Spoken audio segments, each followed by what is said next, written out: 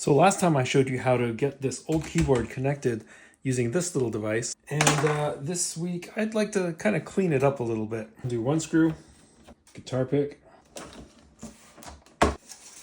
So this is the original color under here. Nasty.